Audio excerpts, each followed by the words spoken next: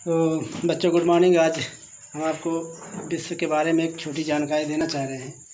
ये जो नक्शा आप देख रहे हैं, ये एक पूरे विश्व का नक्शा हमने एक बाउंड्री या उनका दिखाने की कोशिश किया है। हालांकि इसमें 50% त्रुटियाँ हो सकती हैं। आप इसको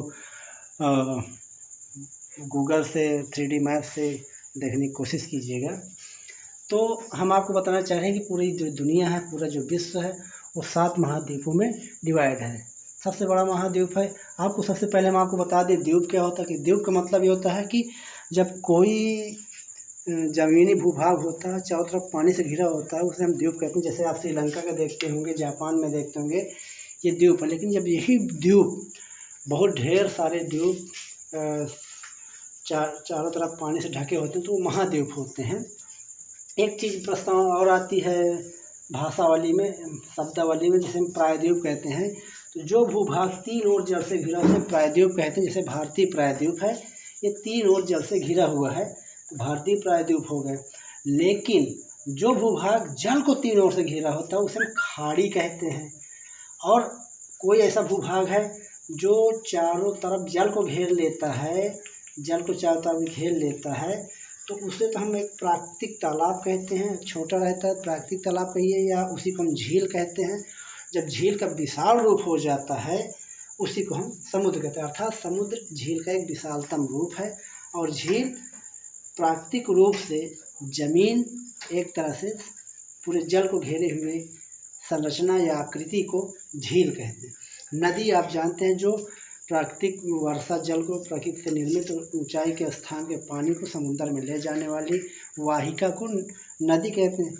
इसी प्रकार सिंचाई के तौर पर जहाँ पर नदी नहीं है या बरसात कम होती है, वहाँ पर नहरें बनाई जाती, नदी के आकार की होती हैं, वो मानव निर्मित होती है। एक चीज़ जल डमरू मध्य या जल संधि जिसे कहते हैं, कि कोई ऐसा क्षेत्र जो डमरू के आकार में पानी से एक स्थान से दूसरे स्थान पानी के आने जाने का रास्ता, जैसे श्रीलंका और इंडिया के बीच में जल डमरू मध्य है या जल संधि, जिसे हम, इसका नाम है पाक जल संधि, PALK, पाक स्ट्रेट, अंग्रेजी में स्ट्रेट, STRAIT, स्ट्रेट कहते हैं।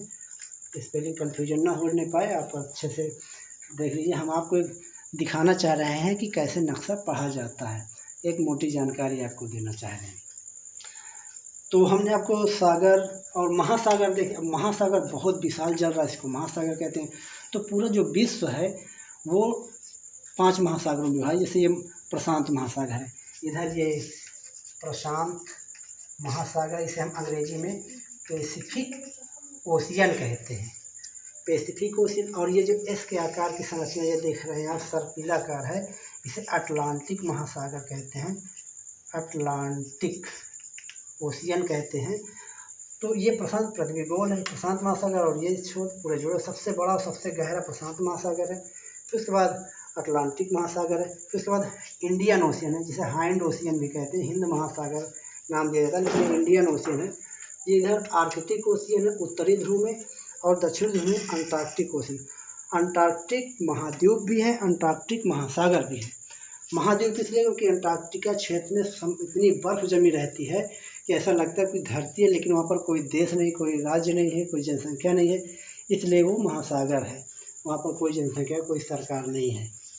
अब आ जाइए महाद्वीपों के बारे में। महासागर हो गए, अब महाद्वीप के बारे में आ जाइए।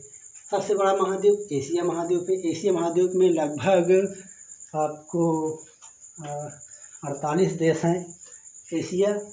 फिर अफ्रीका, अफ्रीका में लगभग 54 देश है।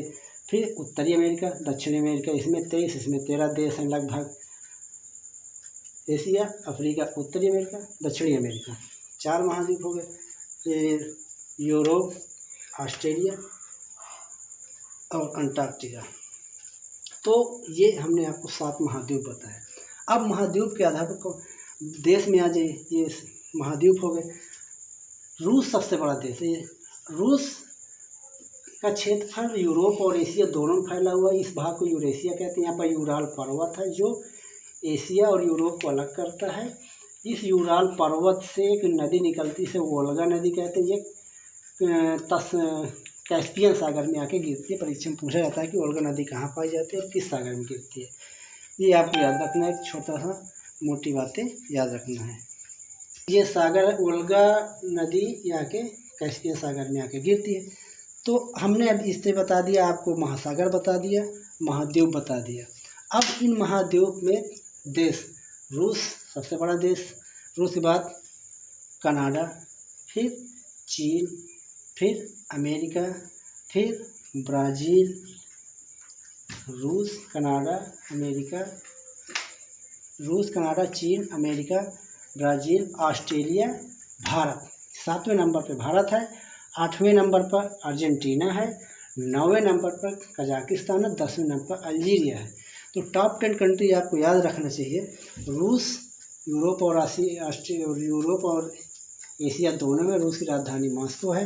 कनाडा उत्तरी अमेरिका का सबसे बड़ा देश है, दुनिया का दूसरा नंबर पर है, और उत्तरी अमेरिका सबसे बड़ा देश है, इसकी राजधानी ओटावा है।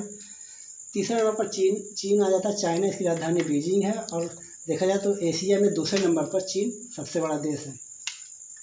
फिर अमेरिका है, USA, United state of America, यहाँ के डोनाल्ड ट्रंप राष्ट्रपति हैं, वाशिंगटन इसकी राजधानी है। तो रूस, कनाडा, चीन, अमेरिका, फिर उसके बाद ब्राज़ीलिया इसकी राजधानी। फिर आ जाता है ऑस्ट्रेलिया की राजधानी कैनबरा, ऑस्ट्रेलिया एक देश भी है और एक महाद्वीप भी है। फिर इंडिया की राजधानी न्यू दिल्ली।